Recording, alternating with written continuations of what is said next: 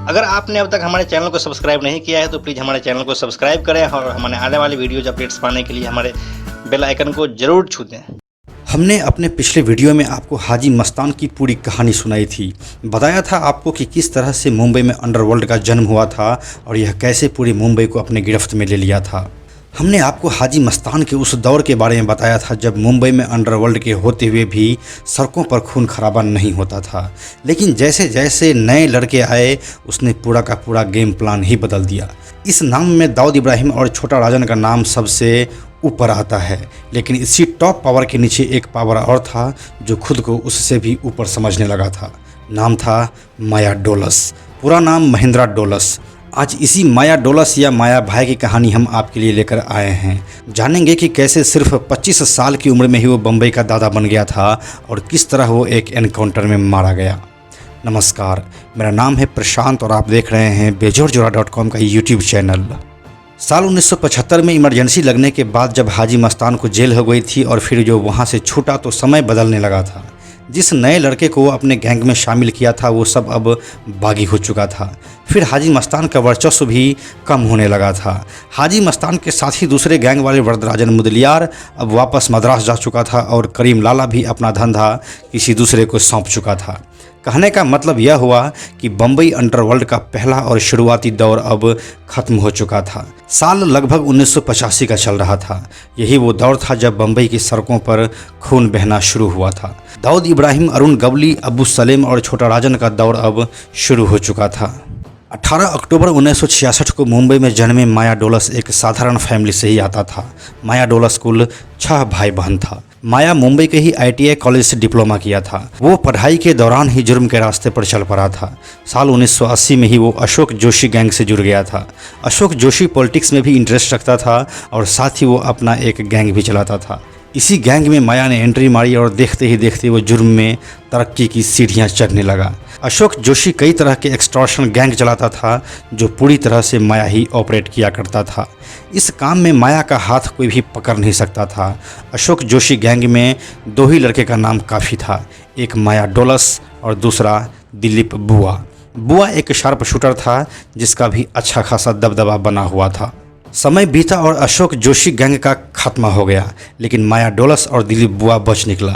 उसे जेल भी हुई। माया को महाराष्ट्र के ही औरंगाबाद जेल में रखा गया था, लेकिन साल 1990 में वो वहाँ पर 2 पुलिस वालों को मारकर जेल से भाग गया। उसी के बाद छोटा राजन के नज़र में वो आ गया था। छोटा राजन उसे अपने गैंग में शामिल कर लिया और छोटा राजन काम करता था दाऊद इब्राहिम के लिए, इसलिए डायरेक्ट रूप से माया डोलस दाऊद इब्राहिम के लिए ही काम करना शुरू कर दिया। इस तरह से यह गैंग पूरी तरह से मुंबई में गैंगवार और धन उगाही का काम करने लगा था। धन उगाही के लिए सबसे उपयुक्त जरिया था बिल्डर लोगों को यह गैंग ज़्यादा से ज़्यादा टारगेट किया करता था।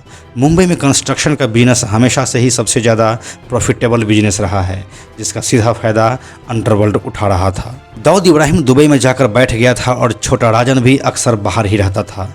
इस प्रकार से मुंबई माया और उसका लोकल गैंग ही चला रहा था और दाऊद हर घटनाक्रम की जानकारी रखता था।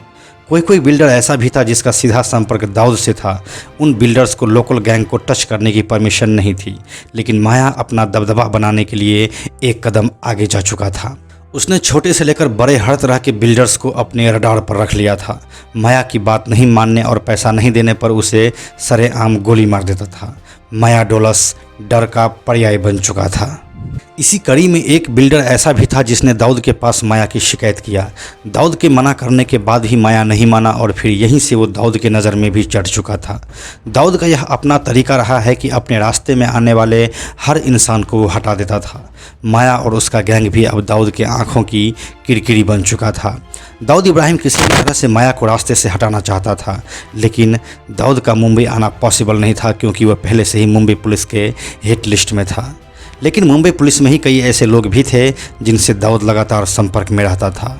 माया से मुंबई पुलिस भी तंग आ चुकी थी। किसी भी तरह से मुंबई पुलिस भी माया को एलिमिनेट करना चाहता था। इसी बीच मुंबई पुलिस को एक टिप मिलती है कि अंधेरी के लोखंडवाला कॉम्प्लेक्स में स्वाति बिल्डिंग में माया, दिलीप बुआ और उसके गैंग समेत कुल 7 लोग छिपे हुए हैं। यह कॉम्प्लेक्स काफ़ी भीड़ भरा रेसिडेंशियल एरिया है। 16 नवंबर 1991 का दिन ATS यानी कि एंटी टेररिस्ट स्क्वाड के चीफ AA खान अपनी टीम लेकर उस बिल्डिंग को चारों तरफ से घेर लेते हैं। बाकायदा मीडिया को बुलाकर उसने पूरे घटनाक्रम को लाइव रिकॉर्ड करने को कहा और फिर फायरिंग शुरू हो गई। दिन के लगभग 1 बजे शुरू हुआ यह शूट आउट पूरे 4 घंटे तक चला। 450 राउंड गोलियां फायर की गई। सातों के सातों अपराधी मारे गए। मरने के बाद जब माया का पोस्टमार्टम हुआ तो कहा गया कि सिर्फ माया के शरीर से ही 100 से भी ज़्यादा बुलेट निकली थी। इस तरह से मुंबई का टॉप क्रिमिनल मारा जा चुका था।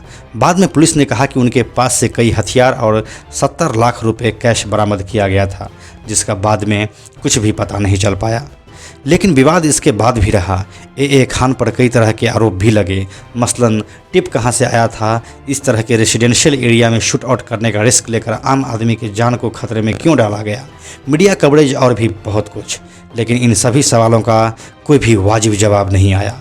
मुंबई एक भयंकर शूट आउट का गवाह बन चुका था। माया का अंत हो चुका था, लेकिन इन सभी का सरगना दाऊद इब्राहिम अभी बाकी था। इसी घटना को आधार बनाकर साल 2007 में निर्देशक अपूर्व लखिया ने शूट आउट एट लोखंडवाला नाम से एक फिल्म भी बनाई थी। इस फिल्म में माया का रोल विवेक ओबराय ने किया था और ए खान के किरदार में संजय दत्त को चुना गया था।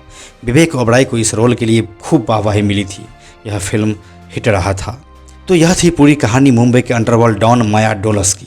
इस घटना के बारे में आपके पास कोई और जानकारी है जो हमसे छूट गई हो तो आप हमें कमेंट सेक्शन में बता सकते हैं। साथ ही अपनी प्रतिक्रिया भी हमें दे सकते हैं। कोरोना पैंडेमिक के बावजूद भी देश में अनलॉक हो रहा है और बाज़ारें खुल रही है। बहुत ज़्यादा ज़रूरी हो तभी अपने घर से बाहर निकलें। बच्चों और बुजुर्गों का खास ध्यान रखें और अपने चारों तरफ हाइजीन मेंटेन जरूर करें। यह वीडियो अगर आपको पसंद आया तो इसे लाइक और शेयर जरूर करें। आने वाले वीडियोज़ के लिए बेजोड़ जोड़ा को सब्सक्राइब करके बेल आइकन को टच करना ना भूलें। Thank you so much.